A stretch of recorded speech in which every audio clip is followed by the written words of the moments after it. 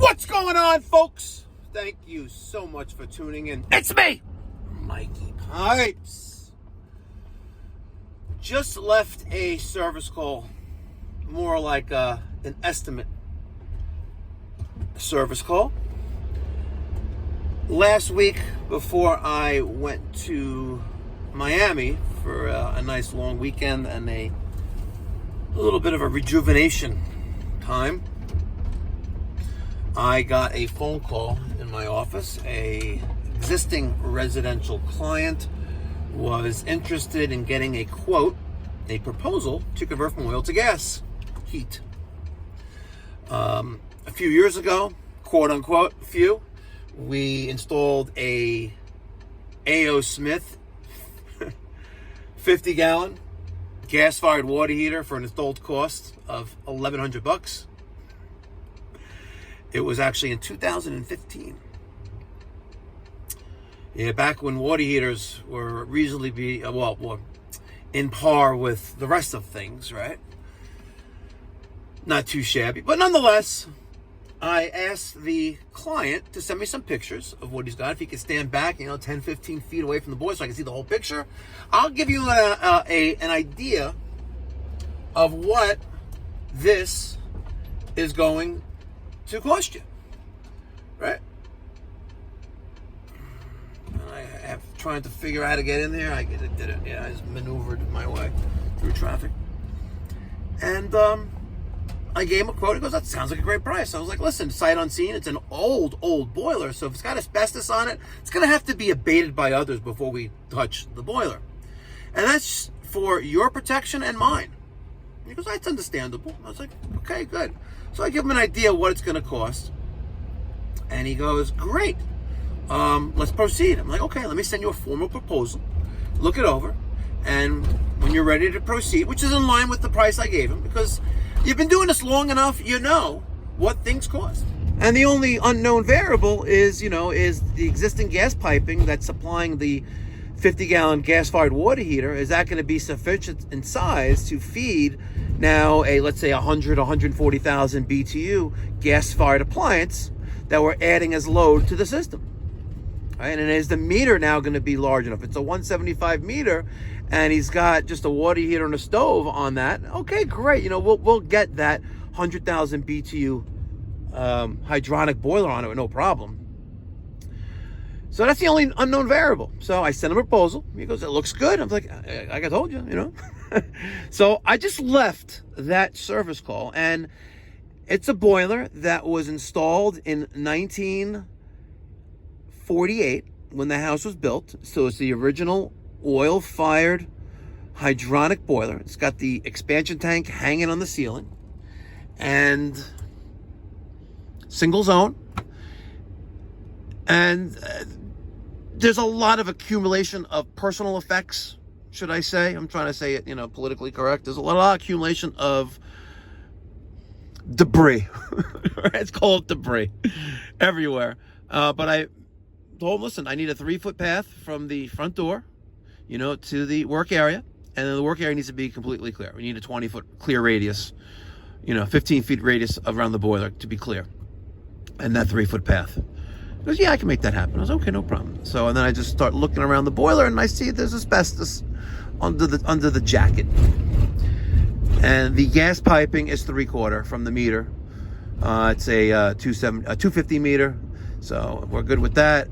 But why is this guy driving? Okay, see, there you go. Sometimes you need to be a little more aggressive on the road, should I say. A little more aggressive. All right, so let me finish the story. Sorry. So I take a look at the boiler, I take a look at the gas piping. I said, we have two problems. Number one, there's asbestos on the boiler, which needs to be abated by others or removed by others. And number two, the gas piping to feeding the boiler is not large enough. And I was like, so that is going to affect the quote for this job. I goes, understandable. And it was like, I got another price and they were a little bit higher. But, they said, they'll get the boiler out in one piece and everything else is fine. And I said, okay. And I wish you best of luck. You should go with them. And happy holidays. Right? And it's like, is there anything you can do about the asbestos? Like, no, I'm sorry. You know, I've worked very hard, you know, over many years to build my business. I support many families and I feed many families.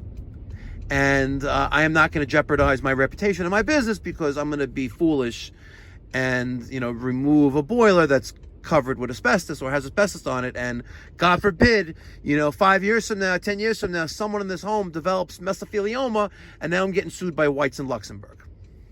Just saying, I'm not touching it with a 10-foot pole.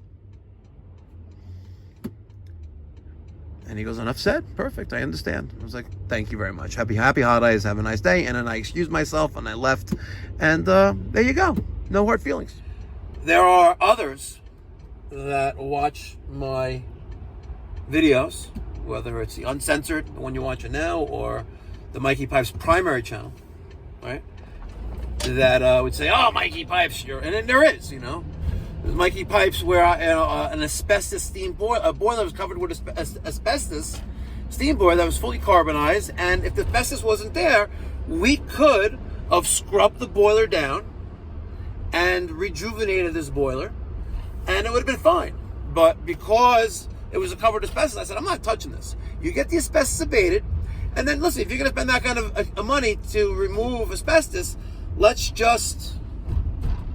Why is this guy sitting there? Look at this. Look at that. See that? Right there. The cars are going around it. The guy was not even paying attention to the road. Yeah. A black Tesla in the middle lane. It really makes no sense. But others, you know, were quite negative. Why is this guy driving? Hey, schmuck. Learn to drive. What are you, scared? What are you, scared? Get yourself a dog. You're scared of 2 trucks there? Come on. Drive, bitch. What are you doing? What the fuck are you just doing ahead of him? You're scared of a truck. Oh, you motherfucker. You motherfucker, you. What a fucking idiot. You see this fucking guy? This guy is a fucking douchebag. Literally a douchebag. Fucking asshole, I swear. People in New York have no idea. Some people, sorry, fellow New Yorkers. We drive with a purpose, and if you're scared, oh, wait till I tell you another story. I gotta tell you a story of scary drivers. If you're scared, buy yourself a dog. So yesterday afternoon, it's around 1:30. We have a flight that's leaving Miami, heading to New York, that leaves at 3:40. Boarding is at 3 o'clock. So around 1:30, we leave South Beach, call an Uber to bring me to my wife and I to the airport. Fucking drive, bitch.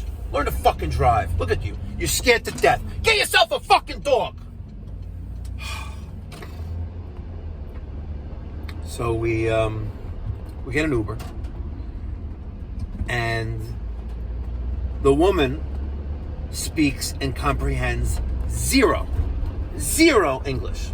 Now, me, un poquito comprehende español. Un poquito. Enough to where I could seduce a Latina chica. Right? With words. Doesn't really work in my benefit, you know, but normally it ends up me getting slapped, but it's okay. This woman speaks and understands zero English. I guess as long as you observe VTL, vehicle traffic law, are we good?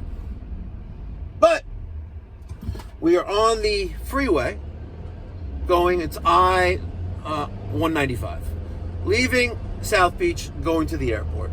And this woman is doing 40 miles an hour, max at 45, in the left lane of a 3-lane freeway. And cars are aggressively honking their horn as they fly around us. And I'm telling her, like, oye, mommy, what are you doing? Right? She goes, no, I drive, it's okay. And I was like, no, it's not okay. No bueno aquí.